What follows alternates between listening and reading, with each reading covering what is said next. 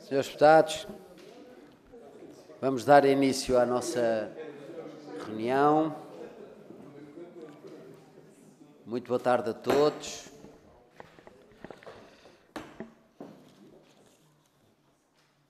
Vamos começar a nossa reunião com a audição, após o Conselho Europeu, 17 e 18 de outubro, com a Sra. Secretária de Estado dos Assuntos Europeus, a quem eu saúdo de uma forma bastante particular. É um gosto. Temos tido outras audições com a sua presença, mas também acompanhada do Sr. Ministro dos Negócios Estrangeiros e da Cooperação. Desta vez temos-la só a si e, portanto, tem todo o protagonismo por parte e todas as atenções por parte do Governo. Certamente que os senhores deputados trarão, através da grelha que é conhecida, um conjunto de questões muito pertinentes e estamos aqui certamente todos ansiosos por atualizarmos nas informações e podermos dar boa nota em relação ao acompanhamento do Conselho Europeu e da sua ordem de trabalhos. Terá como intervenção inicial 10 minutos, depois há uma ronda pelos partidos, o PS 8 minutos e o PSD, depois o Chega 7 minutos, Iniciativa Liberal, Bloco de Esquerda, PCP e Livre 6 minutos, caso estejam presentes, o CDS-PP 2 minutos e o PAN 2 minutos, também, caso estejam presentes. E depois terá a soma, no fundo, das intervenções como o seu tempo de resposta após a ronda. E, portanto, eu dou-lhe a palavra imediatamente. Sr. Secretário de Estado, faz favor. Muito obrigada, Sr. Presidente, Srs. Deputados. Antes de mais uma palavra para dizer que estou especialmente feliz de estar aqui. Eu fui deputada e especificamente deputada aqui com assento nesta comissão, portanto dá-me um gosto especial estar aqui a poder esclarecer todas as dúvidas que possam ter sobre o Conselho Europeu.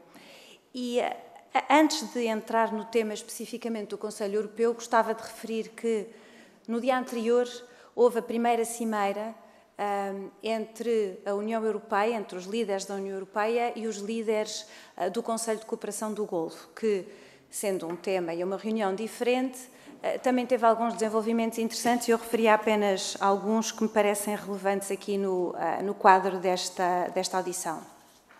Em primeiro lugar, no âmbito da economia, houve um compromisso dos líderes de avançar com uma parceria estratégica de comércio e investimento entre as duas regiões, continuar as discussões que já tinham sido iniciadas sobre um acordo de comércio livre regional entre a União Europeia e o Conselho de Cooperação do Golfo, reforçar também a cooperação na área da energia, telecomunicações e depois um tema que foi muito referido e que nos parece também muito relevante no tema, enfim, relacionado com as relações entre pessoas, que seria continuar os trabalhos que já têm sido feitos no âmbito de poder viajar entre as regiões sem vistos, haver mais estudantes do Golfo a participar no programa Erasmus+, e haver também mais investigação conjunta no âmbito dos diferentes programas europeus.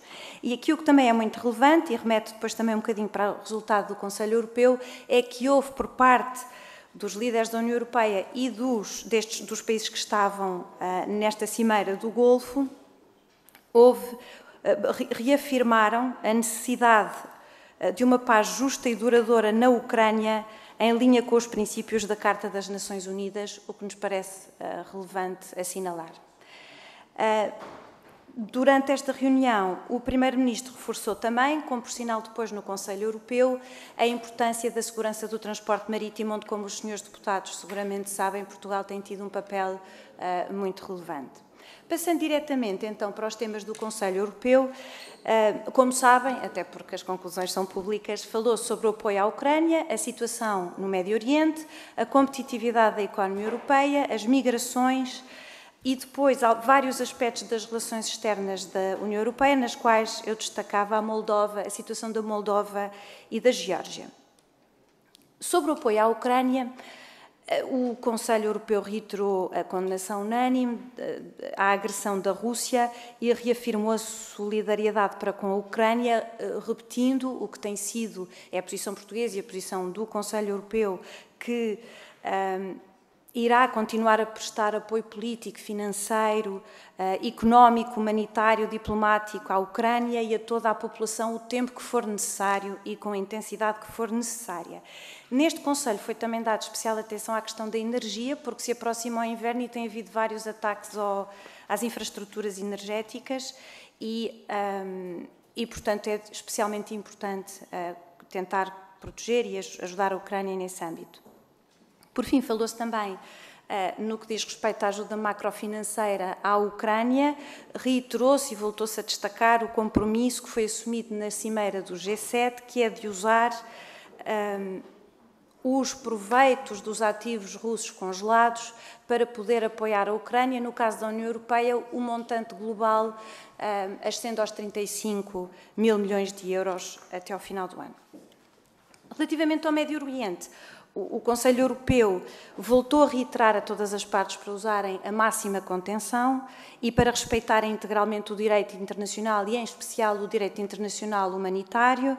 Condenou novamente os ataques do Irão no dia 1 de outubro, continuou a expressar uma enorme preocupação com a escalada militar na região e apelou um cessar-fogo imediato no Líbano e em Gaza e condenou também os ataques que têm sido feitos à FINUL, que causam ferimentos nos membros de forças de manutenção da paz e que são uma violação do direito internacional e inaceitáveis. Condenou também o uso excessivo de força por parte de Israel em Gaza e a expansão dos colonatos na Cisjordânia. Como sabem os senhores deputados, Portugal tem defendido em todas as reuniões internacionais, tem defendido e até liderado uma proposta de apoio à capacidade institucional da autoridade palestiniana, porque é uma condição fundamental para criar um Estado palestiniano viável. Destaque também aqui o papel da segurança marítima na região. Aliás, como tinha sido feito no Conselho de Cooperação, na cimeira entre a União Europeia e o Conselho de Cooperação do Golfo, o Sr. Primeiro-Ministro voltou a reiterar aqui a questão da segurança marítima na região. E, por fim, a defesa do papel das Nações Unidas no contexto específico do caso do Médio Oriente, mas, enfim, isto é uma posição que é válida para a atuação em geral das Nações Unidas nos vários campos onde tem tido um papel importante, em particular no apoio humanitário. O outro ponto da agenda que eu referi inicialmente foi o ponto sobre a competitividade. Aqui é importante saber que este ponto, na realidade, acabou por não ser debatido tanto e foi remetido para um debate que haverá para o próximo Conselho Europeu Informal, que terá lugar na Hungria e por isso o debate acabou por ficar um bocadinho mais curto aqui. Mas o Sr. Primeiro-Ministro já teve a oportunidade de elaborar que nós temos uma posição em que o reforço da competitividade da União Europeia para nós é fundamental, para o desenvolvimento sustentável e até para a preservação do modelo social europeu. Consideramos que é preciso corresponder os recursos necessários às ambições que nós temos também em termos de competitividade, e isso implica considerarmos novas fontes de financiamento, sejam elas novos recursos próprios, considerar até a emissão de dívida europeia comum. E estamos especialmente empenhados em assegurar dois aspectos. Por um lado, que exista um level playing field entre as empresas europeias e as empresas fora da Europa, e também assegurar, numa perspectiva de Portugal, que existe level playing field entre as diferentes empresas europeias e os diferentes Estados europeus.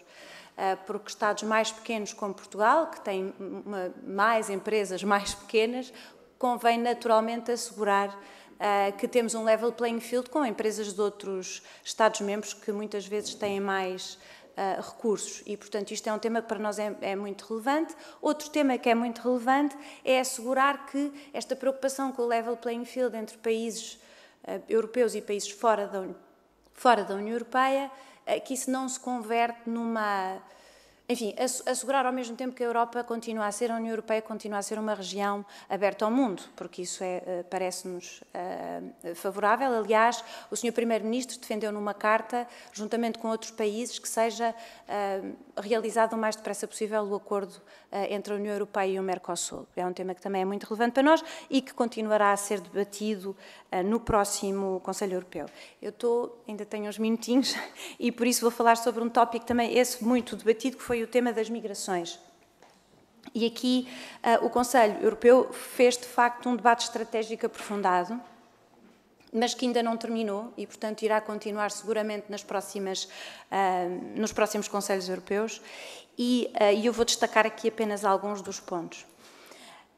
Na perspectiva de Portugal, é crucial ter uma política de migração que promova a integração, a dignidade e os direitos dos migrantes e que combata as redes de tráfico e a instrumentalização dos migrantes a que temos estado a assistir em algumas fronteiras da Europa.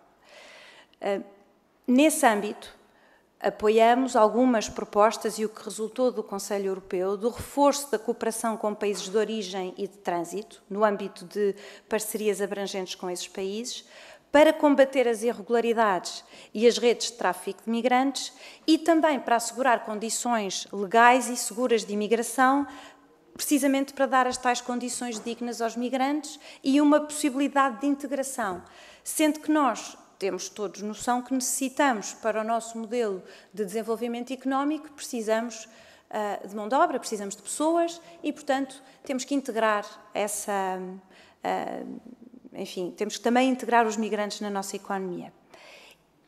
É importante destacar que o Conselho assinalou que, e como uma preocupação, que a Rússia e a Bielorrússia estão a instrumentalizar a migração, abusando dos valores da União Europeia para atacar as nossas democracias. E isso é inaceitável e é preciso assinalar, não podemos esconder. Sobre os retornos, Portugal, enfim, como o Sr. Primeiro-Ministro também já teve a oportunidade de referir, os retornos são um instrumento que é importante e é importante que seja sempre feito em linha com os valores europeus e com o direito internacional. Eu queria também, neste âmbito, e o Sr. Primeiro-Ministro disse no final, já estou quase a chegar ao fim, mas então só para terminar, depois podemos falar sobre os outros tópicos, mas o Sr. Primeiro-Ministro referiu, até na conferência de imprensa a seguir ao Conselho Europeu, que vários Estados-membros se mostraram interessados e o próprio Primeiro-Ministro partilhou a experiência de Portugal, que através do Instituto, do IEFP, do Instituto do Emprego e Formação Profissional, está a fazer formação profissional nos países de origem para facilitar a integração dos migrantes quando chegam ao mercado de trabalho nacional. E eu penso que isto é uma experiência positiva e que pode ser do interesse de todos os Estados-membros. Muito obrigada, Sr. Presidente. Muito obrigada. Vamos então dar início à nossa ronda pelos grupos parlamentares. E começamos pelo Partido Socialista. Vou dar a palavra ao Sr. Deputado Manuel Pizarro. Faz favor. Muito obrigado, Sr. Presidente. Sra. Secretária de Estado, temos o maior prazer em recebê-la aqui e em poder dialogar consigo sobre este importante Conselho Europeu e sobre o ponto de situação do projeto de Constituição Europeu. Senhoras e senhores deputados, eu vou pedir antecipadamente desculpa porque a certa altura eu tenho um outro compromisso e posso não poder ficar até ao fim. Em todo caso, o Grupo Parlamentar do Partido Socialista estará naturalmente representado e vou procurar também economizar um bocadinho de tempo para ajudar a que esta minha saída precoce não contenda com a possibilidade de ouvir a sua resposta. Ou as suas respostas. Eu vou procurar pegar nos assuntos não estritamente pela ordem que a Sra. Secretária de Estado fez a exposição, que aliás é a ordem do comunicado do Conselho Europeu, mas porque nos parece que o tema da competitividade é mesmo um tema central neste contexto. Vamos ver, é muito difícil fazer com que os cidadãos europeus se mantenham alinhados numa perspectiva de respeito dos valores, de solidariedade, nomeadamente em relação à justíssima luta do povo ucraniano, vítima de uma invasão incompreensível por parte da Rússia, se nós não formos capazes de gerar na Europa um mecanismo, um processo de desenvolvimento económico e de coesão social que corresponda ao espírito da União Europeia. A Sra. Secretária de Estado teve ocasião de falar dos valores que estão envolvidos na solidariedade à Ucrânia. Acho que todos temos essa imagem. São valores muito, muito significativos, mas nós temos que nos dedicar com muita atenção ao desenvolvimento económico da Europa e temos que olhar para os importantíssimos relatórios Letta e Draghi e verificar que nada daquilo é possível sem aumentar os meios financeiros da União Europeia e o orçamento europeu para o investimento. Desse ponto de vista, para nós, socialistas, é um motivo de agrado verificar que o atual governo e que os partidos que o sustentam aderiram à nossa ideia de reforçar os recursos próprios da União Europeia, seja qual for a forma por que isso é feito. Aliás, o processo do Next Generation EU é, entre outros, revelador que, com imaginação, é possível encontrar mecanismos de financiamento alternativos, quer se trate de recursos definitivos, quer se trate de recursos por via de empréstimos, mas gostávamos de ouvir um pouco mais sobre isso, porque, sim, temos consciência que o que vem aí, no essencial, o debate foi diferido para o Conselho Informal de Budapeste em novembro, mas é muito importante que vamos também construindo uma ideia a respeito deste assunto dos recursos próprios, que nos parece central. E disso passo para o tema da Ucrânia, para dizer que o tema na Ucrânia é que, vamos ver, com total seriedade, parece haver muito pouca evolução. Quer dizer, acho que com franqueza, nós estudamos com atenção o programa para a pacificação da Ucrânia, que foi apresentado pelo Presidente Zelensky, mas, quer dizer, esse programa depende mais de nós do que da própria Ucrânia, quer dizer, depende de nós num contexto que é questionável e que deve merecer uma grande reflexão da nossa parte. Eu acho que nós temos que manter, e desse ponto de vista estamos inteiramente solidários com o Governo, temos que manter apoio sem mácula à causa do povo ucraniano, mas temos também que perceber como é que isso pode ser construído de forma a contribuir para uma solução de paz a prazo, que não parece nada estar para acontecer nas próximas semanas, nos próximos meses, quiçá no próximo ano, e gostava também de ouvir a perspectiva do Governo sobre esse tema, nomeadamente sobre a transformação de uma guerra defensiva numa guerra com um componente também ofensiva, que nos oferece, pelo menos do ponto de vista conceptual, as maiores reservas e as maiores dúvidas. Terceiro tema, o tema da situação absolutamente dramática que se vive para o Médio Oriente. A Sra. Secretária de Estado não esteve fisicamente presente, mas julgo que está naturalmente bem informada sobre o debate prévio que foi feito aqui na Assembleia da República, onde foi, a certa altura, dito que mesmo o Partido Socialista poderia estar a mudar de posição. Nós não mudamos de posição sobre o assunto e não há nenhuma dúvida, do nosso ponto de vista, da condenação absolutamente inequívoca dos ataques terroristas que põem em causa a segurança de Israel e das pessoas, dos ataques inaceitáveis do dia 7 de outubro de 2023, das contínuas provocações, quer do ponto de vista do Hezbollah, quer do ponto de vista do próprio Irão, enfim, tudo conhecido. Mas a verdade é que também não vemos do lado de Israel nenhuma aproximação à ideia da pacificação regional. É difícil encontrar em tudo o que Israel está a fazer qualquer sinal de vontade de atender àquilo que são as pressões da comunidade internacional e àquilo que é uma coisa que eu acho que nós não podemos deixar de entender. Quer dizer, não se vislumbra, a não ser que pela cabeça de alguém passe a ideia de exterminar os palestinianos em Gaza e qualquer dia também na Cisjordânia, não se vislumbra que se esteja a caminhar para uma qualquer solução razoável de pacificação da região. Eu diria, se a ideia do Sr. Netanyahu é promover 3 gerações de potenciais terroristas na Palestina, ele vai acabar por ser bem-sucedido. Porque o que se está lá a passar, eu não sei o que é que aquelas famílias, aquelas crianças encaram sobre o seu futuro. Isso pode exigir uma mudança de atitude da comunidade internacional. A verdade é que Israel tem sido completamente surdo aos apelos para a necessidade de haver um cessar-fogo, de haver um cessar-fogo que crie condições para a recuperação dos reféns que ainda estejam vivos em Gaza, e tudo isso pode exigir uma mudança de atitude, e eu gostava de perceber como é que a posição do Estado português tem ou não evoluído nesta matéria. A verdade é que até agora não pareceu que fosse adequado o reconhecimento do Estado palestiniano fora do contexto de uma ação europeia conjunta. Não é menos verdade que alguns países europeus já o decidiram fazer e que outros países anunciam a possibilidade de o virem fazer a curto prazo. E é verdade que existe uma certa coerência política e diplomática entre a ideia do reconhecimento dos 2 Estados e o reconhecimento do segundo Estado, que é o Estado palestiniano. Também não se pode dizer que seja, do ponto de vista da coerência, algo que afronte os nossos valores e princípios, porque a verdade é que acho que também ninguém ignorará que a ascensão do Hamas na faixa de Gaza foi, a certa altura, também ajudada como uma forma de contrariar a autoridade ou o reforço da autoridade palestiniana. E, portanto, tudo isso depois, a prazo, há ideias diplomáticas que parecem muito interessantes no curto prazo e que se revelam catastróficas num prazo mais longo, como esta.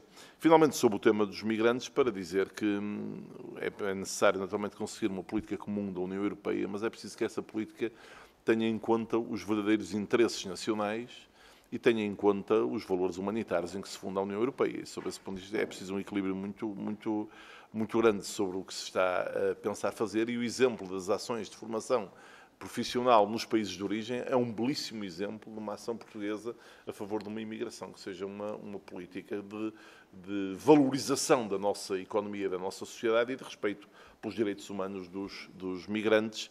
Nós temos muitas dúvidas, não sobre a ideia genérica dos retornos, mas sobre a aplicação prática da ideia dos retornos.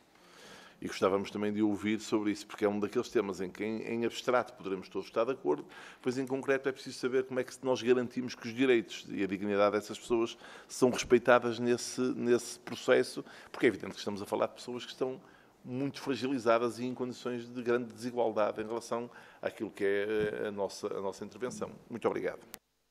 Muito obrigada, Sr. Deputado Manuel Pizarro. Tem a palavra agora por 8 minutos repartidos segundo... Eu peço imensa desculpa. Era isso que estava previsto. Mas eu posso fazer... Mas era o que estava previsto. É fazer as intervenções dos grupos parlamentares e a seguir a Sra. Secretária de Estado. Muito bem. Muito obrigada pela compreensão, Sra. Secretária de Estado. Tem agora a palavra o PSD por 8 minutos. Segundo o que foi dito à mesa, é repartido pelo Sr. Deputado Ricardo Carvalho e pela Sra. Deputada Eva Pinho Brás. Muito obrigado, Sra. Presidente, em exercício. Cumprimentar a Sra. Secretária de Estado pela presença nesta comissão, e é com gosto que a recebemos, e dar-lhe essas boas-vindas em nome do Grupo Parlamentar do PSD. Relativamente aqui ao Conselho Europeu do dia 17 de outubro, eu gostaria de centrar a minha intervenção e nas questões à Sra. Secretária de Estado relativamente a temas da competitividade e ao tema do alargamento da União Europeia, nomeadamente ao referendo na Moldávia. Entendendo aqui, até colocando já aqui uma primeira questão, entendendo a importância dos conflitos e das tensões geopolíticas que temos, quer na Ucrânia, quer no Médio Oriente, e também os desafios que temos ao nível do Pacto de Asilo e de Migração e a respectiva implementação,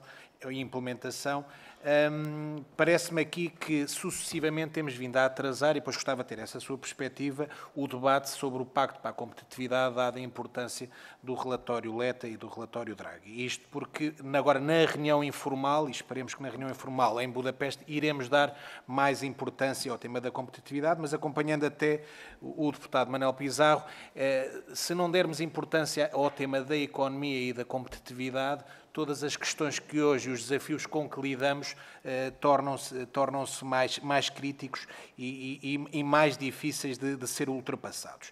No que diz respeito à agenda estratégica, e vou seguir aqui muito a linha do debate que tive preparatório do Conselho com o Sr. Primeiro-Ministro, relativamente à agenda estratégica 24-29, há efetivamente aqui esta necessidade de um novo pacto para a competitividade e um consenso entre os líderes europeus para fazer face aqui aos desafios que a União Europeia hoje enfrenta, nomeadamente à perca de competitividade relativamente a outros blocos económicos, nomeadamente os Estados Unidos e a China. E temos tido aqui, ao longo dos anos, e daí a importância do relatório Letta e do relatório Draghi, que faz aqui uma análise muito interessante e crítica, um diagnóstico factual que nós no PSD acompanhamos, face às dificuldades de ter capital, acesso ao capital, acesso a investimentos e também à necessidade que a União Europeia tem de diminuir as suas dependências em setores estratégicos, nomeadamente na agricultura, na energia, na defesa e no digital.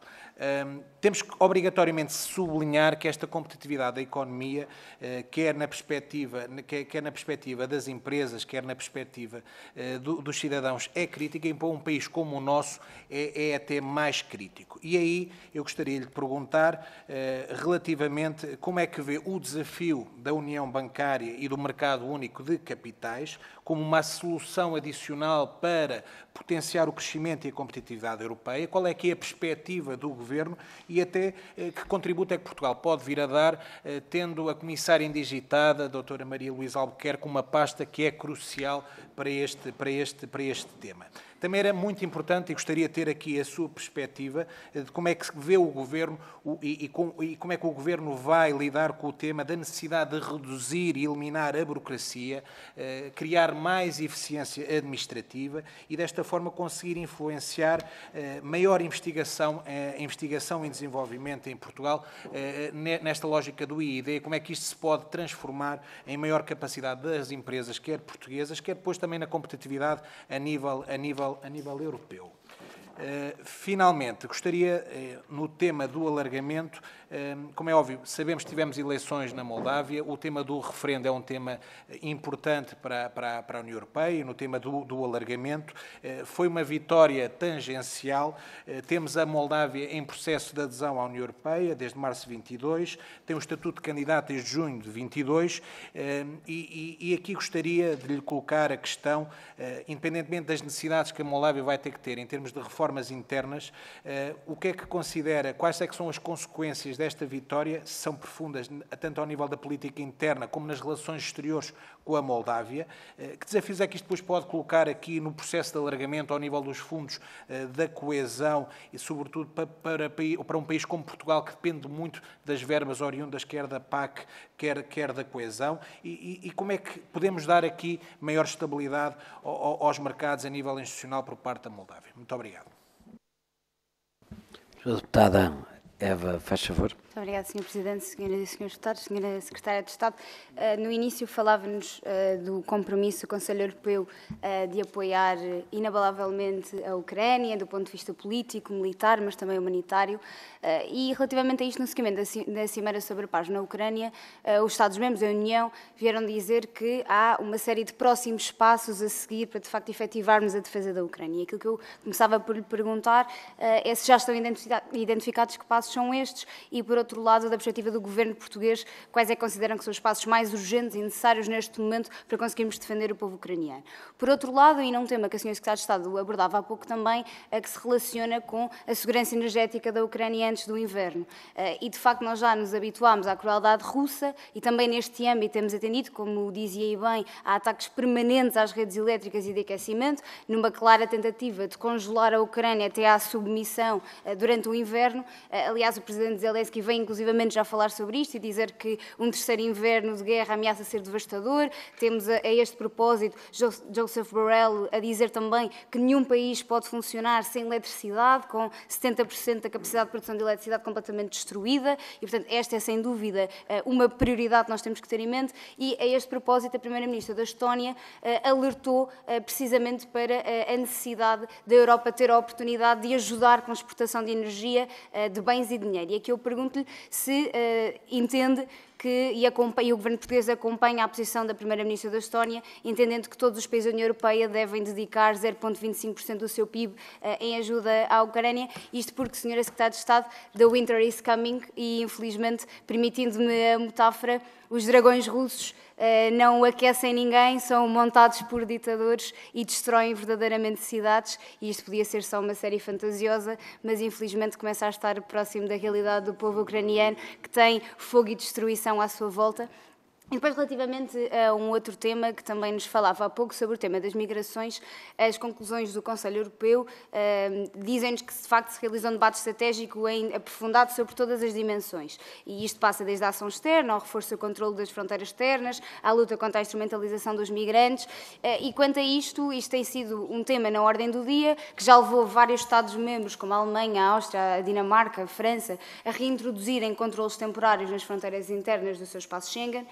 Inclusivamente, na semana passada, o primeiro-ministro polaco, Donald Tusk, afirmou que o seu governo ia suspender os direitos de asilo para pessoas que atravessam a Bielorrússia, que era um tema que a Sra. Secretária de Estado nos abordava há pouco também.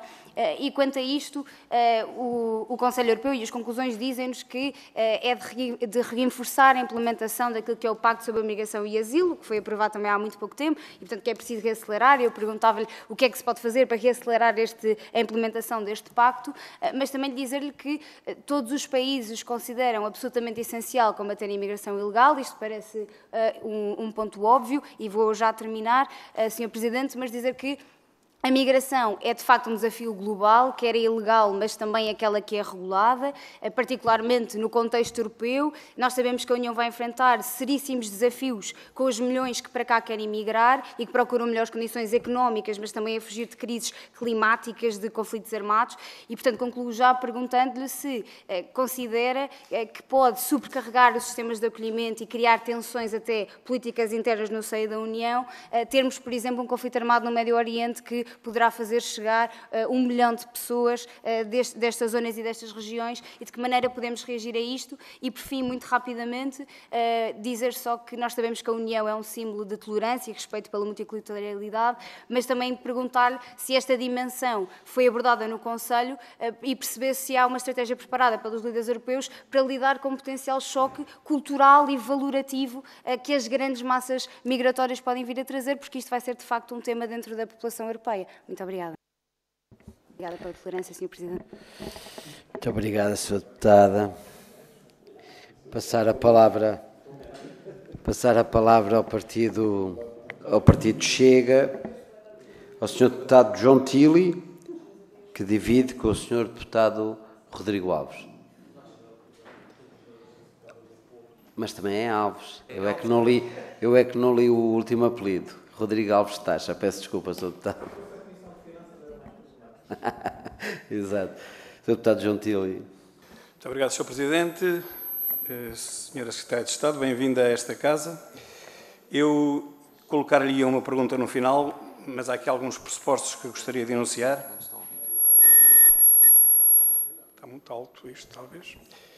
Dizia eu que lhe faria até uma pergunta retórica, se bem que sei que não me vai responder, mas vamos falar sobre... Está aqui um... Estás muito à frente. Das três. Vou-lhe falar sobre migração, capítulo 5 das conclusões.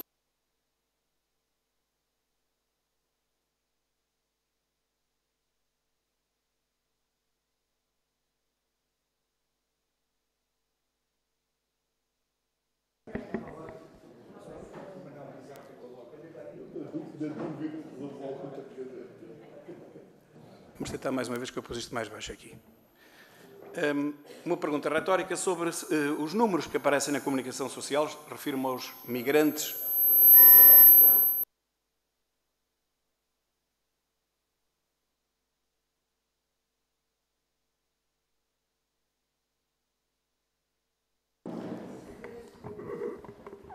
Os números que aparecem na comunicação social diariamente, e hoje apareceram números novos sobre as contribuições.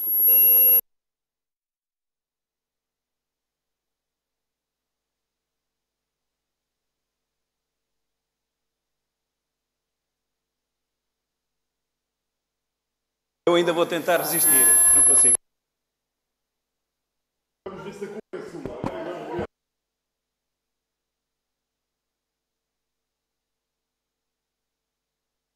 Eu vou mesmo referir a eles também. Está melhor assim? Penso que sim.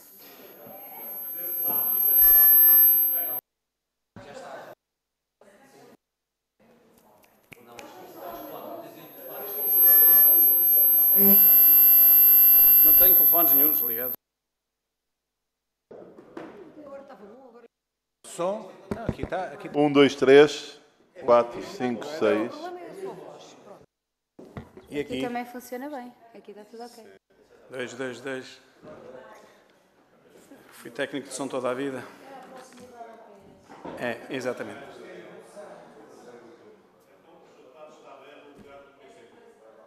E também vou falar neles. Se houver tempo. Já vão 46 minutos, eu pedia só que voltasse a zero o tempo. Sr. Presidente, vamos pôr a zeros, não se preocupe, Sr. Deputado. Pode iniciar. Sobre o capítulo das migrações, que é uma das conclusões principais, e é o problema que mais aflige os europeus. Os portugueses parece que ainda não, mas os europeus sim, como sabem, pelo menos é isso que veicula a comunicação social. Todos os dias aparecem números novos e hoje apareceram também números novos sobre hipotéticas contribuições dos imigrantes para a Segurança Social. Eu queria perguntar à Sra. Secretária de Estado se ela sabe de onde é que vêm estes números. O erguer de sobrancelhas indica que não sabe muito bem. Eu também não. Mas andei por isso. Está bem, mas Mas eu fui pesquisar os números sobre as contribuições dos imigrantes. Não, isto é muito importante, porque tudo que vem a seguir tem a ver com isto. Sim, sim, mas o método não é pergunta-resposta. Terá que concluir a sua intervenção. Eu sei que não. Mas então é assim, eu também não sabia e fui investigar. Mas posso perguntar aos senhores deputados aqui presentes, se algum sabe de onde é que vêm aqueles números. Por exemplo, hoje na SIC Notícias apareceu que afinal já não são 1.800 milhões, são 2.200 milhões. Sabe de onde é que isso vem? Ninguém sabe. Então eu fui investigar. Vem num relatório que se chama Relatório Estatístico Anual de 2023 e esses dados reportam em 2022 da autoria de uma senhora chamada Catarina Reis Oliveira. Todos esses dados têm só uma fonte. Uma senhora investigadora, pelos vistos com algum pendor de extrema-esquerda, algum não, muito, porque toda a vida dela foi trabalhar enfim, sobre a imigração e no sentido de mostrar que a imigração é a panaceia, a imigração é muito boa para todos os países da Europa. É a ideia dela, mas isso é mau, porque isso inquina logo o estudo dela. Quando se trata de uma ativista de esquerda, e já vamos ver que o Bloco de Esquerda atrasa em todas as suas informações e no seu plano eleitoral, estamos a falar de uma investigadora que é de extrema-esquerda e, portanto, todas as conclusões que ela vai tirar estão à partida inquinadas, ou seja, isto não é um estudo científico. Isto, quando muito, digamos, é campanha eleitoral. Mas vamos lá para a frente. O Bloco de Esquerda, como digo, copia todos os seus gráficos no ponto sobre a imigração. Catarina Reis Oliveira. Mas um economista comunista, por isso estava ali também bem, também quero falar nele, também é comunista, e muito reputado, e foi deputado desta casa, o Dr. Eugénio Rosa, destrói completamente esse relatório. E diz que é tudo mentira o que lá está escrito, num artigo do I, podem pesquisar. Ele diz que a balança custo-benefício não tem nada a ver com aquilo que esta senhora diz. Pelo contrário, e, resumindo, fala no custo para o SNS por cada pessoa, imigrante ou não, que é cerca de 1.320 euros. Fala das escolas, custo nas escolas de educação, que são 7.000 e tal euros por ano, por cada aluno. E fala dos nascimentos, que mais de 50% já são nascimentos que provêm de imigrantes. Bom, mas, voltando ao início, se as contribuições para a Segurança Social fossem essas que esta senhora diz que são, muito rapidamente, cada imigrante tinha que ganhar qualquer coisa como 2.727 euros. Eu tenho os cálculos aqui todos e posso disponibilizá-los. Ou seja, como só há 500 mil imigrantes em Portugal, segundo a TVI, num programa há menos de 3 semanas que foi emitido sobre a imigração, só há 500 mil imigrantes, para eles gerarem 1.800.000, tinha que haver qualquer coisa como 300 euros por mês de descontos de cada imigrante, o que é absolutamente falacioso. Isto é baseado em dados do Eurostat, que não faz censos nem sondagens, faz apenas inquéritos, e se os faz. São apenas estimativas e falta falar do desemprego dos imigrantes, que é o quádruplo do desemprego dos nacionais. Portanto, esta história está toda mal contada, eu estou a acabar o meu tempo, mas quero apenas então perguntar à senhora Secretária de Estado se o Governo vai continuar a fechar os olhos, o Governo e a Europa, se vai continuar a fechar os olhos à imigração ilegal, nem cheguei a falar nela porque não tive tempo, essas é que não descontam nada, zero. Se vai continuar a fechar os olhos à imigração ilegal ou se vai pôr ordem na mesa a toda esta desinformação e fake news. Muito obrigado.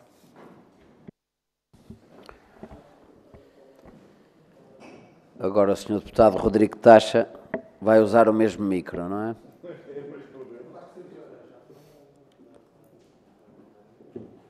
O tempo está parado.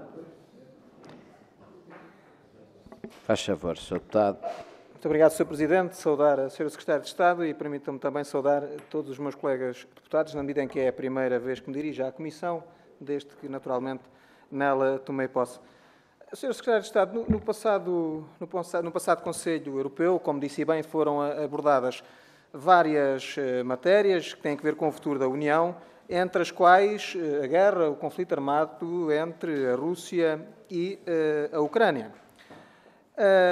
Como disse também muito bem nas suas conclusões, foi reiterada a condenação da agressão russa e o reforço do compromisso da União Europeia com não só essa condenação, mas o apoio que tem que ser dado à Ucrânia, não só em termos financeiros, como militares e diplomáticos.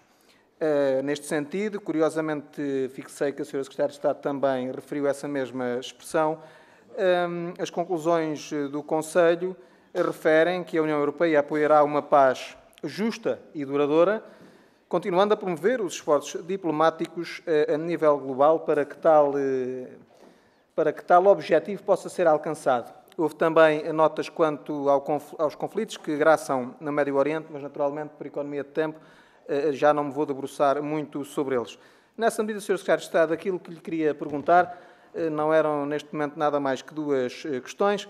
A primeira, se nos pode elucidar sobre qual foi a posição de Portugal relativamente ao conflito entre a Rússia e a Ucrânia, nomeadamente no que diz respeito à possível integração da Ucrânia na NATO, assim como ao envio de armamento para a Ucrânia e da sua permissão para uso de fins ofensivos.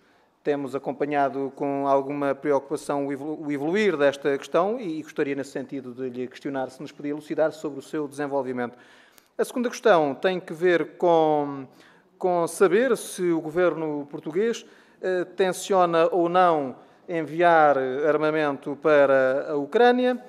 Caso assim aconteça, se está a ser utilizada alguma plataforma logística para esse efeito, bem como, se me permite, havendo o intuito de enviar algum tipo de armamento, se também nos podia esclarecer sobre qual o seu tipo, a sua função. Muito obrigado, Sr. Secretário de Estado. Muito obrigada. Terminadas as intervenções por parte dos grupos parlamentares, que totalizaram 23 minutos, é esse o tempo que a Sra. Secretária de Estado tem para dar a respectiva resposta, eventualmente aqui com um pouquinho de tolerância. De qualquer forma, dou-lhe a palavra de imediato. Muito obrigada, Sr. Presidente, e eu agradeço todas as perguntas que me colocaram os senhores deputados, e começando pelo Sr. Deputado Manuel Pizarro, do Partido Socialista, que falou, em primeiro lugar, sobre a competitividade. Eu concordo em absoluto, e o Governo, que a competitividade é crucial para a própria coesão social, para reforçar a produtividade. Nós falamos muito de competitividade, mas na realidade a própria expressão do Conselho é competitividade, mas obviamente que a maioria das medidas que têm sido referidas, até no relatório Draghi e no relatório Letta, têm a ver com produtividade, e nós naturalmente que apoiamos todas as medidas que possam conduzir a uma maior produtividade e competitividade da economia europeia. Há vários aspectos dos relatórios Letta e Draghi que para nós são muito importantes. Eu não os referi especificamente, mas vou talvez referir 2 ou 3 aspectos. No caso do relatório Letta, valorizamos em particular o que foi um dos aspectos do relatório que nos parece muito interessante, é a liberdade para ficar, que nos pareceu, de facto, é um desafio também no caso de Portugal, e em especial algumas regiões de Portugal, e a preocupação que o anterior Presidente Letta referiu sobre a política de coesão e a forma como a política de coesão é crucial para preservar a própria... No fundo, a política de coesão é indissociável do mercado único e, portanto, é uma política que tem que ser preservada, em particular no aspecto da coesão regional. No âmbito do relatório Draghi, sublinharia... Enfim, sem ser exclusivo, não é? Estes são 2 aspectos que me parecem relevantes e há muitos outros, mas no relatório Draghi sublinharia também 2 aspectos que me parecem cruciais.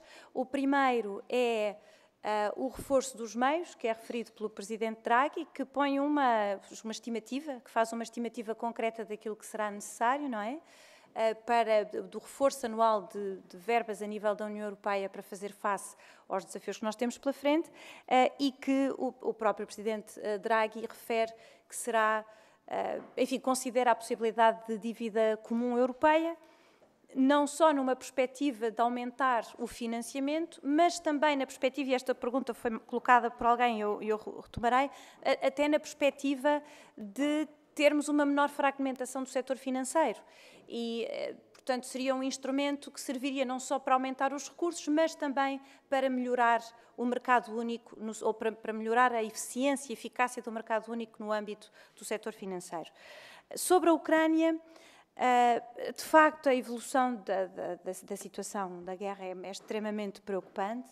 Aqui Portugal posiciona-se como a maioria dos Estados-membros, enfim, nós apoiamos as opções que têm sido tomadas e as declarações que têm sido feitas no âmbito da União Europeia pelos Estados-membros, pelos 27 Estados-membros. Como foram colocadas várias perguntas sobre a Ucrânia, eu tenho aqui uns dados adicionais que gostava de transmitir aos senhores deputados, sendo que se calhar não estou a responder individualmente a cada um deles, peço desculpa, mas já agora aproveito para dar a informação em geral que me pediram. Em particular sobre o apoio de Portugal, porque várias pessoas me fizeram essa pergunta. Como sabem os senhores deputados muito bem, Portugal e a Ucrânia assinaram um acordo de segurança bilateral em maio. Desde o início da guerra, Portugal já entregou cerca de 1.400 toneladas de equipamento letal e não letal. Em 2024, no quadro do que foi um compromisso com a NATO, Portugal vai fornecer, portanto, o ano todo, apoio militar no valor de 221,6 milhões de euros, sendo que já entregámos sensivelmente, no primeiro semestre deste ano, entregámos sensivelmente metade deste valor, cerca de 110 milhões de anos. No que diz respeito ao plano diplomático, um aspecto importante e que é, no fundo, é uma posição portuguesa e que tem sido, e que é válida em vários aspectos da situação geopolítica internacional. Portugal tem amplos contactos com parceiros globais, em particular parceiros no que atualmente se gosta de chamar o Sul Global, que é uma expressão um bocado, enfim, abrange demasiadas realidades, mas enfim, é assim que se designa, mas em particular naqueles países com os quais temos relações próximas e onde temos até comunidades portuguesas importantes e Portugal pode exercer e tem vindo a fazer contactos também no âmbito deste conflito e desta guerra na Ucrânia, tem feito contactos com estes seus parceiros para, no fundo, fazer esforços diplomáticos para que eles tenham, enfim, se aproximem das nossas posições. E, por fim, terminava só neste âmbito da Ucrânia, espero que tenha respondido a todos, mas depois penso que há uma segunda ronda onde poderão clarificar mais algum ponto. Sobre o ponto da Ucrânia, Portugal apoia a proposta da Presidente da Comissão Europeia, que foi de usar os ativos, isto é uma proposta que foi assinada pelo G7. A Presidente da União Europeia, no fundo, no quadro desta proposta, neste âmbito da proposta do G7, que é usar os proveitos, os lucros dos ativos russos congelados, usar uma parte desses fundos para criar um novo programa de assistência macrofinanceira. O montante total é perto enfim, o valor depende, no fundo, dos lucros, não é? Dos ativos, portanto é difícil dizer, mas estará entre os 45 e os 50 mil milhões de euros. A Comissão Europeia propõe que, no que diz respeito à Europa, seja usado 35 mil milhões de euros neste apoio macrofinanceiro à Ucrânia. E Portugal apoia naturalmente esta posição e este empréstimo que é feito, portanto, é depois reembolsado por esses tais lucros dos ativos imobilizados. Pronto, isto era sobre o tema da Ucrânia, porque várias pessoas me perguntaram, e então continuo, se me permitem, com as perguntas por grupo parlamentar. Falou-me depois o Sr. Deputado Manuel Pizarro sobre a situação no Médio Oriente. De novo, uma situação extraordinariamente difícil, em que Portugal tem estado sempre... Tem estado Portugal, juntamente com os parceiros da União Europeia, numa tentativa apelando a um cessar-fogo e condenando os ataques de parte a parte, os ataques sobre Israel e os ataques que têm sido realizados, em particular também sobre forças das Nações Unidas. Enfim, neste momento apoiaremos as iniciativas e temos apoiado as iniciativas que procuram chegar a um cessar-fogo e espera-se a uma paz duradoura. Sobre a questão dos dois Estados, Portugal sempre defendeu e continua a defender a solução dos dois Estados. Eu referi aqui, e acho que é importante reiterar, que Portugal tem liderado esta iniciativa, juntamente com a Dinamarca e com a Grécia, no sentido de criar condições para que possa existir um Estado palestiniano, através de um apoio não só financeiro, mas também institucional, à autoridade palestiniana. E esta é uma das medidas que nós temos procurado fazer para tentar fazer um caminho para a criação desse Estado, que nos parece que é de facto a única solução viável para resolver o conflito de forma duradoura, uma vez ultrapassado esta urgência humanitária, que neste momento de facto é gravíssima. Finalmente, sobre os migrantes, enfim, acho que concordamos que, de novo, a aplicação do Pacto do Asilo e Migrações, que temos em conta o interesse nacional. Eu acho que o Sr. Primeiro-Ministro tem sido muito transparente e tem falado muito frequentemente sobre este tópico das migrações e, portanto, é uma posição nacional que é ter a porta aberta, mas não escancarada, e isso quer dizer que é apoiar políticas que, com humanismo, possam retornar os migrantes que, de facto, não entraram e não vêm de forma regular e, ao mesmo tempo, ter caminhos legais de migração que permitam a integração, a valorização dos migrantes e que é benéfico para a nossa sociedade. Passando então agora ao grupo parlamentar do PSD, o Sr. Deputado Ricardo Carvalho falou-me na competitividade e os temas do alargamento.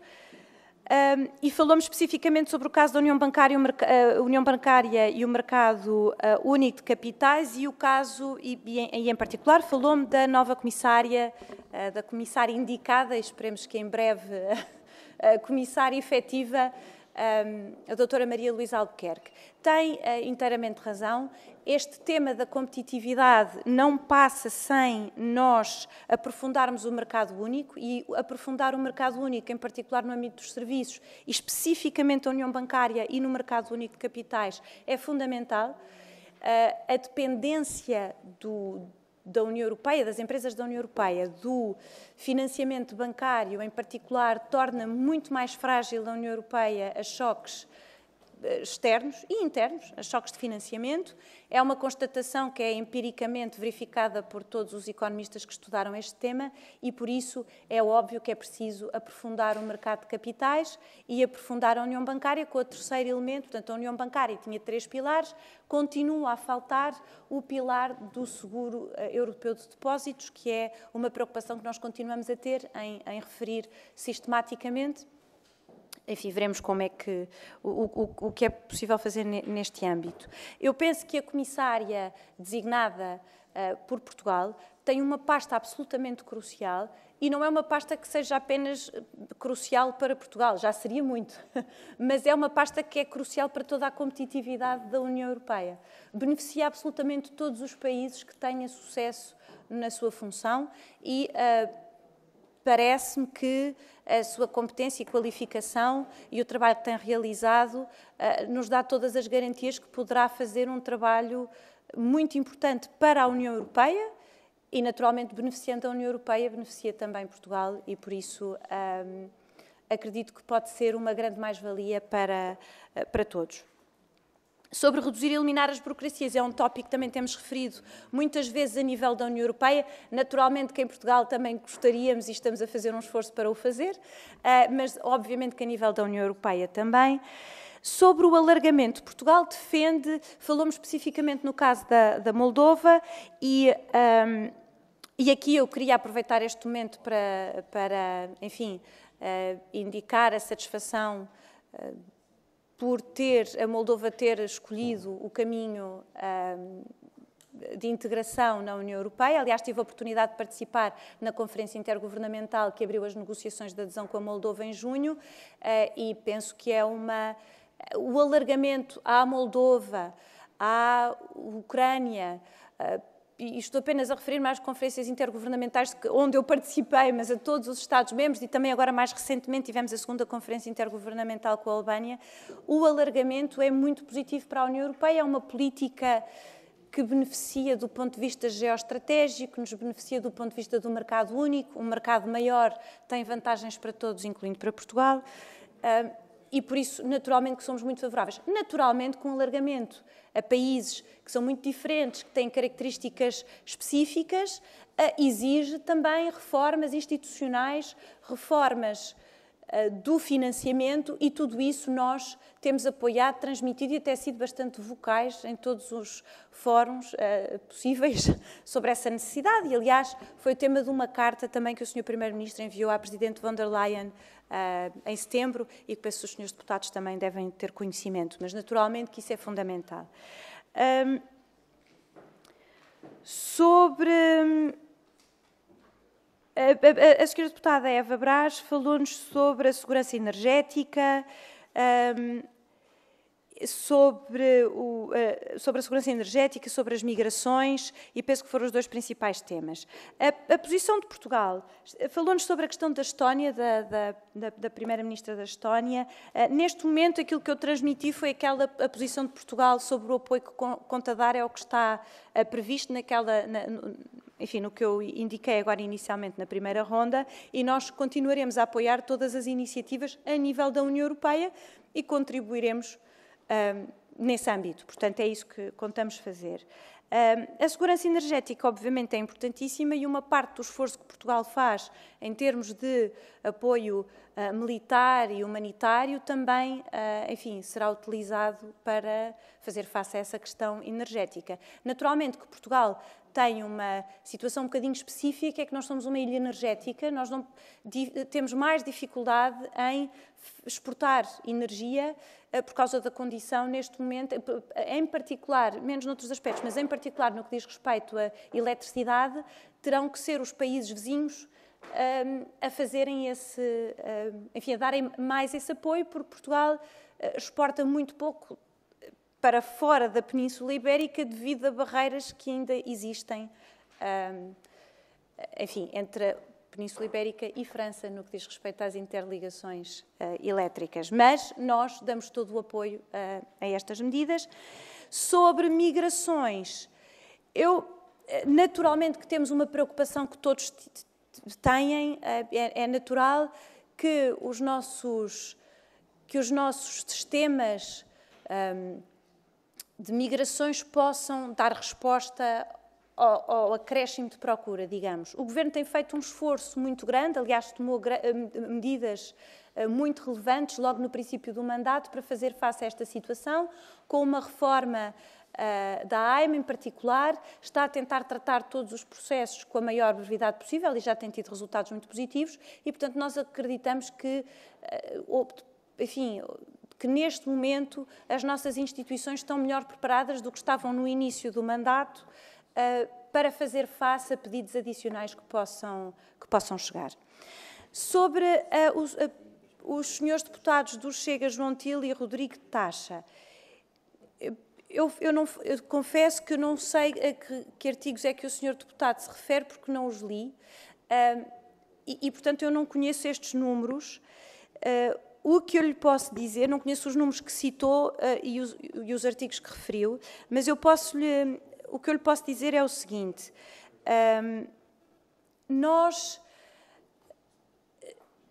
é um facto que os trabalhadores migrantes que trabalham em Portugal contribuem para a segurança social. Contribuem para a segurança social, enfim, contribuem para a segurança social. Também é um facto que a maioria dos migrantes que vêm para Portugal e que, na realidade, trabalha, são pessoas em idade ativa e em idade de trabalhar. Portanto, não conhecendo eu os números que o Sr. Deputado cita, não me surpreende que dê um contributo relevante para a segurança social. O que é óbvio, enfim, o que nós ouvimos de vários setores e associações de vários setores industriais de serviços, é que Portugal precisa desesperadamente de trabalhadores. E, portanto, não é possível obter o que é desejável, que é progresso económico, competitividade e produtividade, se não conseguirmos integrar mais trabalhadores. Como a situação da nossa demografia, de facto, é uma situação em que a nossa taxa de fertilidade é razoavelmente baixa, apesar e o Governo tem feito muito trabalho para melhorar esta situação. Também é verdade que nós e outros países europeus precisamos de imigração regular, regulada e que seja integrada no nosso mercado de trabalho e na nossa sociedade. E é para isso que o Governo está a trabalhar.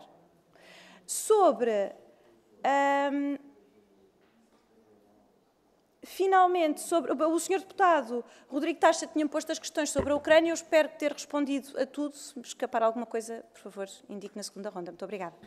Muito obrigada. E obrigada por responder ainda bem antes do tempo que lhe estava destinado. Vou passar agora por ordem de intervenção. São intervenções individuais de 2 minutos ao Sr. Deputado. Sr. Presidente, desculpe. Não sei se me pode dar a palavra para uma interpelação à mesa, Sr. Presidente. Faz favor, Sr. Deputado. Então, muito obrigado. Eu peço desculpa porque aguardei até às respostas da Sra. Secretária de Estado, porque, entretanto, o Sr. Deputado João Tille, e também devido às dificuldades de som, eu estava à espera que a Sra. Secretária de Estado eventualmente se pudesse referir a números. Eu não percebi qual foi o número que o Sr. Deputado João Tille referia como não sendo possível de a Segurança Social colher e nesses artigos. Se me pudesse esclarecer, é porque isso poderá depender ou não de uma intervenção que eu faria nesta segunda ronda. Muito bem, eu pergunto se o Sr. E Deputado desculpa, quer dar vontade. esse esclarecimento ao Sr. Deputado? O que eu lhe digo, Sr. Deputado, é que seja qual for o número que apareça é falso, porque não há bases nenhumas. Não está um número concreto. Espera, mas seja qual for é falso, porque não há nenhuma base, não há nenhum número. Portanto, o senhor pode inventar um, eu invento outro, o senhor Presidente da Mesa inventará o que quiser. O que se inventou foi de 1.800 milhões para a Segurança Social, que os imigrantes legais, porque os ilegais não contribuem com nada e não sabemos quantos são sequer, que os imigrantes legais, mas agora já não é esse número, atenção que já mudou. Bom, mas este número era até esta semana passada. Muito obrigado. Esse número vem do Observatório das Migrações, é o único número que existe. Observatório das Migrações, daquela senhora que eu há bocadinho disse. Muito bem, Sr. Deputado, está respondido. Se o Sr. Deputado quiser agora fazer uma intervenção, pode-se inscrever. Muito bem. Então, nós vamos fazer as intervenções por ordem de inscrição. Eu vou anunciar as inscrições todas que tenho, que são 4 até ao momento. Em primeiro lugar, inscreveu-se o deputado Ricardo Carvalho, depois a deputada Eva Brás Pinho, depois o deputado Paulo Pisco e agora o Sr. deputado João Paulo Rebelo. Se não houver mais nenhuma intervenção, teremos estas 4. Portanto, eu dou a palavra ao Sr. deputado Ricardo Carvalho. Tem a palavra, faz favor, e pedia que fossem rigorosos nos 2 minutos, por favor. Muito obrigado, Sr. Presidente. Eu gostaria só de colocar uma questão adicional à Sra. Secretária de Estado, até porque mencionou o acordo do Mercosul. É um tema que está na agenda política, quer da União Europeia, quer por parte do Governo português. Aliás, até recentemente, no Fórum Parlamentar entre Portugal e Espanha, foi uma das conclusões que os partidos aí representados, a delegação portuguesa, colocou na redação final. E eu aí colocaria-lhe a questão a entender quais são as perspectivas de concluir o acordo do Mercosul ainda este ano ou até ao primeiro semestre de 2025 e sabendo que o Governo português e o Sr. Primeiro-Ministro liderou recentemente uma missiva à Presidente da Comissão Europeia no sentido de dar prioridade a este acordo, que é importante para a União Europeia e é importante para Portugal, colocar aqui a questão se há perspectivas relativamente ao México e ao Chile e também como é que vêem, ou como é que a Sra. Secretária de Estado e o Governo vê os últimos desenvolvimentos, se é que tem havido desenvolvimentos relativamente à África, que é um continente importante e estratégico para Portugal, até pelos países de língua portuguesa e também pelas perspectivas positivas que um eventual acordo com a África e o retomar das negociações do acordo com a África podem trazer também no plano das migrações com um aspecto positivo.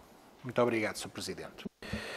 Muito obrigado, Sr. Deputado. Sra. Deputada Eva Pinho, tem a palavra. Muito obrigada. Há pouco o meu tempo estava a terminar e eu não consegui densificar aqui um tema que queria muito tocar e, por isso, isto a propósito dos movimentos migratórios, isto porque é inquestionável o impacto que tem tido do ponto de vista económico e social no seio da comunidade europeia as grandes massas migratórias, não só que temos hoje, mas também que se antevêm que viramos a receber. E há pouco eu dizia-lhe que a União é um símbolo claro de tolerância e também é uma escolha de valores claros, os valores europeus. E se, em parte, é sem dúvida a parte de ser europeu ser solidário, também não podemos ignorar que o ser humano, infelizmente, tende a duvidar do que não conhece, tende a recear o que é diferente, que é mais fácil ser solidário com as tragédias que vemos na televisão do que quando elas nos batem diretamente à porta. E, de facto, este choque social e valorativo é um tema que as comunidades europeias têm sentido e que, infelizmente, vemos movimentos populistas globais a impolar esta diferença entre comunidades, mas também sabemos que, por um lado, receber estes migrantes implica também preparar a população europeia e as nossas comunidades para lidar com esta diferença. Por isso, aquilo que eu gostava de lhe perguntar é se esta dimensão concreta, mais do ponto de vista da filosofia política, quase, e do sentimento do valor europeu, se também tem sido discutida no Conselho, ou seja, além de olharmos para este tema como uma questão de gestão de dinheiro e como é que gerimos a entrada económica destas pessoas, se também tem sido debatido esta parte valorativa de como é que vamos preparar a comunidade europeia para lidar com a diferença. No fundo é isto. Obrigada. Muito obrigado, Sra. Deputada. Sr. Deputado Paulo Pisco. Muito obrigado, Sr. Presidente. Cumprimento também a Sra. Secretária de Estado e gostaria de lhe colocar duas questões relacionadas com dois pontos das conclusões do último Conselho. Uma delas tem a ver com o Médio Oriente. Eu fiquei surpreendido pelo facto de, nos 11 pontos do capítulo relativo ao Médio Oriente, haver apenas 2 referências a Israel. E aquilo que eu lhe queria perguntar é se se sente confortável com uma certa proteção que existe relativamente a Israel no que diz respeito à violação constante, permanente, da Carta das Nações Unidas, do direito internacional, em todas as formas e feitios, e se houve a referência ao facto de estarmos perante a possibilidade de um genocídio, tal como é referido pelo Tribunal Internacional de Justiça das Nações Unidas, e se, por outro lado, se foi feita alguma referência ao facto do Conselho de Segurança das Nações Unidas ter votado uma resolução que pedia um cessar-fogo imediato e que não foi e está muito longe de ser cumprido. Pelo contrário, estamos perante um alargamento do conflito com consequências dramáticas para a geopolítica, para o mundo, para todos nós.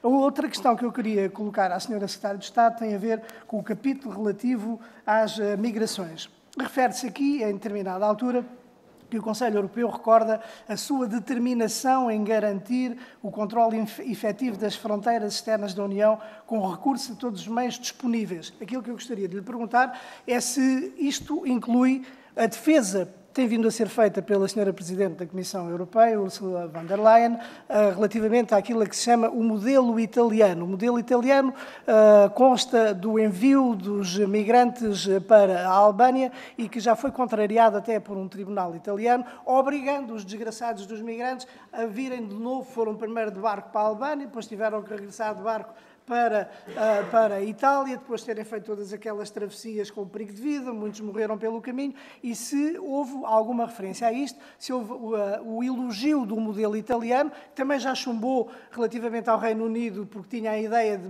enviar os migrantes para o Ruanda, e, portanto, estamos perante uma flagrante violação dos direitos humanos. E também se uma outra questão que está associada às migrações, se houve alguma referência aos acordos e à situação que se passa na Líbia e na Tunísia, em que, de acordo com inúmeros relatos e de acordo com denúncias inúmeras de organizações não governamentais, de defesa dos direitos humanos, se passam os maiores horrores e violação dos direitos humanos. Muito obrigado. Muito obrigado.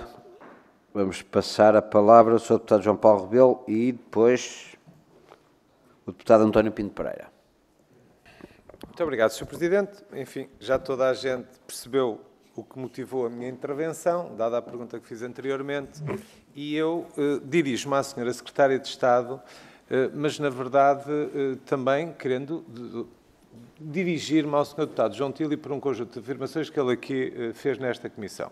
Dirijo-me à Sra. Secretária de Estado, porque a Sra. Secretária de Estado, enfim, e lamento que talvez porque não o tenha percebido, enquanto representante aqui do Governo e, portanto, do Estado português, poderia muito facilmente ter deixado aqui alguns números ao Sr. Deputado João Tili que, enfim, não deixassem pairar no ar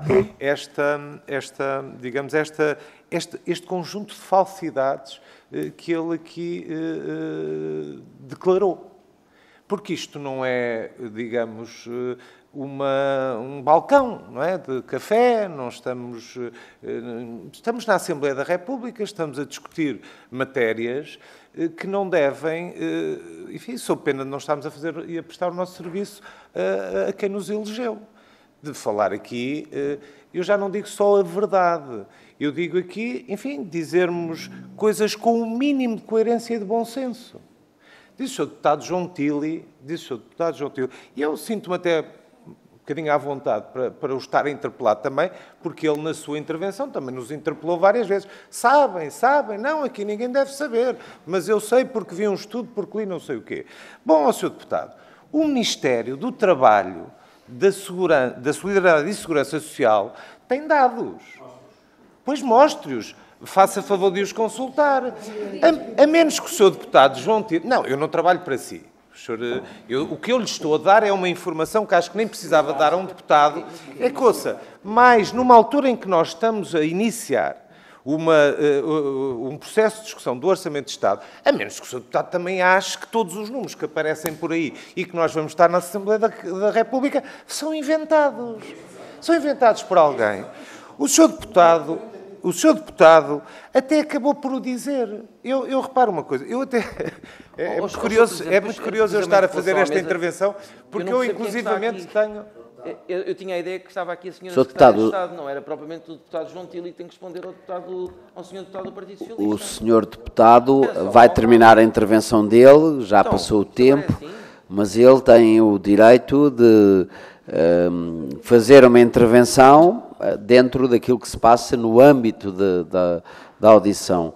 E, portanto, não me compete a mim dirigir ou condicionar as vossas intervenções e, portanto, eu faço uma gestão a respeitar as intervenções de cada um, como acho que é meu dever. O Sr. Deputado já terminou. Sr. Presidente, nós compreendemos que o Partido Socialista... anda à defesa do Partido Social Democrata e vice-versa. Vamos... Nesta casa. Mas cada deputado é livre de fazer a sua intervenção. Exatamente. Era só o que faltava. É livre de fazer a sua intervenção. Era só o que faltava. Então o que é isto? O Sr. Deputado... Censura agora? É a censura socialista sobre o Sr. Deputado... Era só o que faltava. Já chegámos a essa fase? Nesta casa? Já chegámos a esta fase nesta casa? Era só o que faltava. Quero terminar, depois terá a possibilidade de fazer uma intervenção, já fez a interpelação à mesa, eu já lhe respondi. Sr. Deputado João Paulo Rebelo, quer terminar a sua intervenção? Já passaram os 2 minutos. Agradeço-lhe que conclua, por favor. Eu concluo dizendo aqui à Comissão que na última reunião, o Sr. Deputado que esteve agora a fazer uso da palavra fartou-se aqui a acusar pessoas de serem mal educadas e mal criadas, de o interromperem. Eu nem percebi como é que este Sr. Deputado chegou a começar a falar. Nem percebi. Não percebi qual foi o uso de pedido de palavra que ele fez, não percebi. Mas a verdade é que esteve aqui a falar uns quantos minutos, interrompendo o meu raciocínio. Eu agora estou lesado porque já nem sei bem onde é que ia.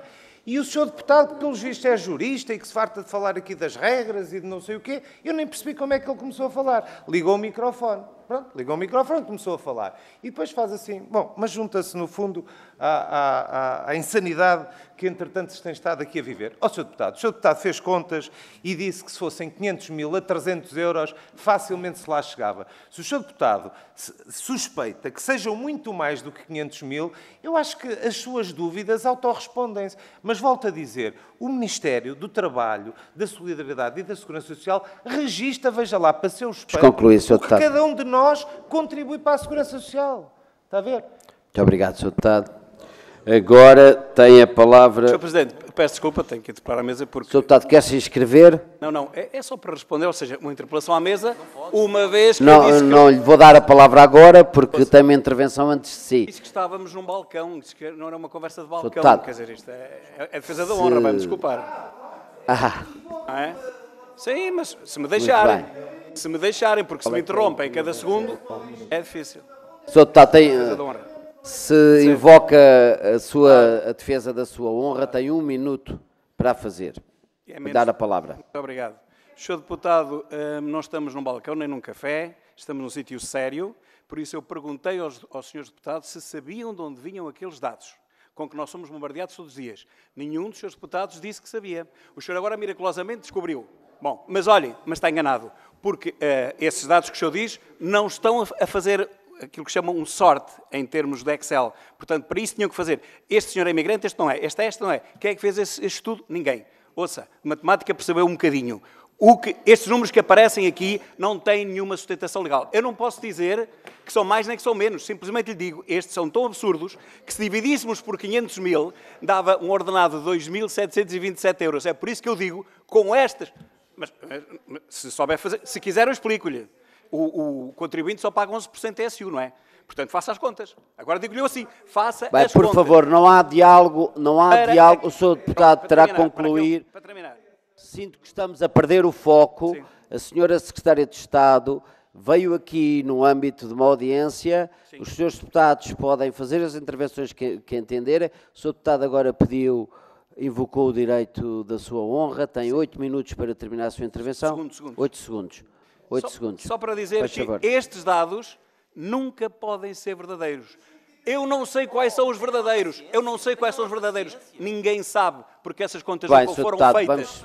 Isto é fake news. Muito bem. Vou dar a palavra ao Sr. Deputado António Pinto Pereira para concluir as intervenções da segunda ronda. Faz favor, Sr. Deputado. Muito obrigado. Tem 2 minutos. Muito obrigado, Sr. Presidente, Srs. Deputados. Eu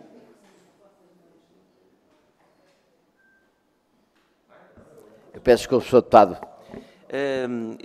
É aqui uma angústia que eu quero partilhar com a Sra. Secretária de Estado. Uma angústia. Porque quando foi a questão das eleições, salvo erro, 28 de julho deste ano na Venezuela, nós verificámos que houve uma tomada de posição mais ou menos do mundo ocidental, particularmente até da União Europeia e do alto representante da União para os Negócios Estrangeiros. Vimos, foi referenciado em várias redes sociais, nos meios de comunicação social, que existiam atas que a Maria Corina Machado, por exemplo, apresentou e que nunca foram apresentadas do lado oposto por parte do ditador Nicolás Maduro. Eu aqui na Assembleia da República, a semana passada, vi uma coisa que me constrangeu muito, que foi o PSD ao lado do PS e da bancada de extrema-esquerda a posicionarem-se no sentido de não reconhecerem as eleições democráticas ocorridas em território venezuelano. A tomada de consideração por parte do Conselho Europeu sobre esta matéria é um bocadinho tíbia, para não dizer pífia, no sentido que, por um lado, insta as autoridades venezuelanas a respeitarem a vontade democrática do povo venezuelano e a pôr em termo à violência, à repressão, ao assédio contra a oposição e a sociedade civil. Por outro lado, diz que só reconhece os resultados completos e passíveis de verificação independente. E quer dizer, isto é um contrassenso, porque não vai haver uma verificação independente, não houve até este momento, desde julho até agora, estamos quase em novembro, e, entretanto, enquanto o tempo passa, o ditador continua legitimado no poder e vai continuar assim durante uns anos. E isto preocupa-me, de facto. Não estou só a falar do governo português, nem do PSD e do PS que eu vi aqui tomarem posição formal na Assembleia da República e que achei uma vergonha. Estamos a falar de uma tomada de posição de um bloco democrático que devia ser uma referência no mundo, que é a União Europeia. Obrigado. Muito obrigado, Sr. Deputado. Vou dar a palavra à Sra. Secretária de Estado. Tem 10 minutos para a sua resposta às intervenções que foram feitas pelos Srs. Deputados. Tem a palavra, Sra. Secretária de Estado. Muito obrigada, Sr. Presidente. Então, começando outra vez pela ordem de perguntas que me foram feitas. Ia começar com o Sr. Deputado Ricardo Carvalho, que me falou sobre quais são as perspectivas para concluir o acordo do Mercosul. Eu diria que referiu bem a carta do Sr. Primeiro-Ministro à Presidente von der Leyen, juntamente com outros Primeiros-Ministros de outros países, e as perspectivas são bastante positivas que seja possível, bem, neste momento as perspectivas são positivas, que possa ser concluído um acordo. Enfim, como sabemos, estas questões são por vezes um bocadinho difíceis, mas à partida neste momento acreditamos que está bem encaminhado. Como disse o Sr. Deputado, e bem, é de facto muito importante para Portugal, para a União Europeia em geral, naturalmente, mas também para Portugal, que tem uma relação com vários destes países, uma relação muito próxima e, portanto, acreditamos que vai ser positivo para todos. A Sra. Deputada Eva Brás falou sobre uma perspectiva de filosofia política e valores europeus. Enfim,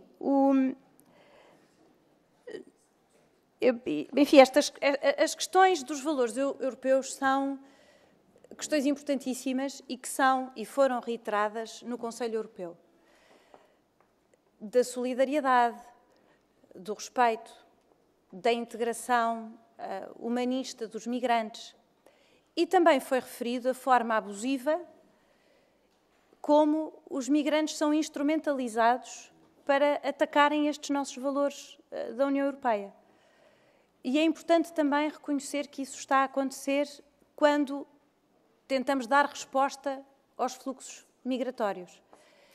E é neste equilíbrio entre assegurar que respeitamos e criamos caminhos legais de migração para a Europa e, ao mesmo tempo, asseguramos que os valores europeus não estão a ser abusados por Estados que usam migrantes de uma forma indecente, a fragilidade das pessoas para as atirar para a porta da Europa, tentando criar problemas dentro das nossas democracias, também é preciso ter uma resposta.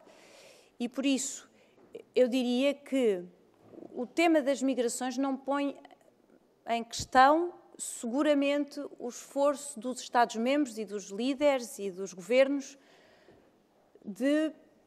Enfim, não põe em questão os valores da União Europeia. Eu confesso que não tenho a certeza que isso tenha sido debatido de forma muito aprofundada no Conselho Europeu, mas não põe em questão os valores da União Europeia. Temos que preparar as nossas populações. Eu acho que se prepara as nossas populações tendo uma política que lá está, neste equilíbrio de fomentar, enfim, preservar estes caminhos legais e a integração humanista e, ao mesmo tempo, também assegurar que as regras são cumpridas. E trabalhar também, enfim, trabalhar nos países de origem, isto é um ponto importante, embora eu até penso que não tenha sido referido no Conselho Europeu. Uma questão importantíssima é nós podermos, na União Europeia, contribuir para o desenvolvimento económico e social dos países de origem. Não estamos a falar, obviamente, destas situações de conflito gravíssimas que são muito difíceis, mas há muita migração económica em que, se nós criarmos condições decentes de desenvolvimento económico e social, se nós ajudarmos a fazer isso, poderemos também fazer com que as pessoas possam contribuir para a prosperidade dos seus próprios países e isso também seria positivo. Por isso, há vários caminhos que a Europa pode fazer. O que eu acho que é muito importante dizer é que os valores da União Europeia não estão em questão. O que às vezes está em questão é a forma abusiva como se ataca os valores da União Europeia. Isto sobre o seu ponto, enfim, que tinha colocado. Em relação ao Sr. Deputado Paulo Pisco, indo por ordem, sobre o Médio Oriente, eu não sei, enfim, eu acho que o comunicado do Conselho Europeu foi muito claro Aliás, o Sr. Deputado disse que Israel tinha sido referido 2 vezes. Uma delas foi para criticar o ataque de Irão a Israel. Eu não mediria a avaliação que o Conselho Europeu faz da situação no Médio Oriente pelo número de vezes que fala que diz o nome de um país. O Conselho Europeu, penso que foi muito claro em 2 coisas. É fundamental chegarmos a um cessar-fogo. E é fundamental parar com a escalada de violência. E a União Europeia está a fazer tudo o que está ao seu alcance, diplomaticamente, tentando falar com todas as partes, para conseguir chegar a esse objetivo. Eu concordo com os senhores deputados que a situação é muito difícil. Aliás, a União Europeia tem tido também um papel importante em defender as instituições das Nações Unidas, que têm um papel crucial do ponto de vista humanitário em Gaza e no Líbano. E é isso que a União Europeia pode continuar a fazer. É apoiar as instituições que estão a procurar dar ajuda humanitária, é tentar todos os esforços diplomáticos possíveis para travar esta escalada de violência e conseguirmos finalmente, enfim, que seja possível travar esta situação humanitária que de facto é muito complicada e é muito difícil e muito grave. Por isso eu responderia ao Sr. Deputado que não mediria a intenção do Conselho Europeu pelo número de vezes que fala especificamente no nome de um país, porque o que resulta das conclusões do Conselho Europeu é uma enorme preocupação com a situação. Eu acho que está bastante óbvio aqui. E apela a que todas as partes respeitem o direito internacional e condena todos os atropelos ao direito internacional e, em particular, ao direito internacional humanitário, de toda e qualquer parte. E isso é muito importante. Sobre a questão de Portugal, as migrações, os retornos, aquilo que foi falado no Conselho Europeu, é o que está nas conclusões, acho que é bastante autoexplicativo. A União Europeia, por um lado, eu já referi isto várias vezes, mas posso repetir, a União Europeia valoriza canais legais de migração, tem uma enorme preocupação com a instrumentalização dos migrantes e valoriza também uma política de retornos sempre no respeito pelos direitos, pelo direito internacional e pelo direito internacional humanitário. Como sabemos, a posição dos diferentes Estados-membros no que diz respeito à migração é diferente, porque são fluxos diferentes, são pressões diferentes e, por isso, os Estados-membros, havendo uma política de base comum, têm também, a nível nacional, aplicações e alguns aspectos da legislação diferentes. E o caso de Portugal será muito diferente do caso italiano, ainda é mais diferente do caso da Polónia, que vive uma situação, de facto, muito complicada e muito difícil. Portanto, eu diria que, eu aliás acho que já tive a oportunidade aqui de explicar amplamente a posição de Portugal sobre as migrações e a posição do Sr. Primeiro-Ministro, portanto não me vou alongar, mas gostaria apenas de facto referir que os países estão em posições muito diferentes, portanto é natural que vejam as coisas, enfim, de uma forma diferente, tendo por base sempre, e aí devo dizer que foi reiterado aqui na reunião do Conselho, tendo sempre por base o respeito pelo direito humanitário, pelo direito internacional e, em particular, o direito humanitário. Pôs-me ainda uma questão, o senhor deputado João Paulo Rebelo falou, enfim, penso que colocou as questões mais relativamente àquilo que tinha dito o senhor deputado João Tilly. Eu sendo economista, tendo normalmente acreditar nos números oficiais e, portanto, não posso, enfim, não direi mais sobre isto. Eu acredito que as pessoas que estão nas instituições estatísticas fazem o melhor trabalho que podem para chegar a números fiáveis e é o que se me oferece a dizer sobre este assunto. O senhor deputado António Pinto Pereira falou sobre as eleições na Venezuela. Eu iria pôr as coisas aqui sobre... Enfim, eu queria falar sobre dois aspectos. Em primeiro lugar, é muito óbvio que Portugal, e que não haja a mais pequena sombra de dúvida, que Portugal tem tido uma posição desde o princípio que Portugal está em linha com a posição da União Europeia e, aliás, posição essa que também tem sido muito concertada com Espanha, Itália, Países Baixos e também Brasil e Colômbia. E Portugal não reconhece a vitória de Nicolás Maduro. Isso é muito importante referir. É muito importante referir que Portugal condena todos os atropelos, a repressão das manifestações, a violência e que exige a libertação dos presos políticos e que continuamos a acompanhar e acompanhamos com preocupação a situação da comunidade portuguesa e da comunidade luso-venezuelano e os descendentes, e os lusodescendentes. E exigimos a libertação de todos os cidadãos presos políticos e, em particular, também os da comunidade portuguesa, lusodescendentes e luso-venezuelana. O que nós procuramos também fazer, o Governo, é manter um diálogo para promover uma transição democrática e pacífica para um regime democrático que respeite o resultado das eleições da Venezuela. E penso que com isto espero ter respondido a todas as questões. Não sei se... Muito obrigada. Chegamos ao final da nossa primeira parte da nossa ordem do dia. Eu quero agradecer em nome de todos os senhores deputados desta Comissão a sua presença, a forma como diligentemente procurou responder, dando a informação que nos trouxe aqui de uma forma muito clara, inequívoca, e espero continue a fazer um bom trabalho e que possamos voltar a encontrar-nos certamente muito breve. Muito obrigado.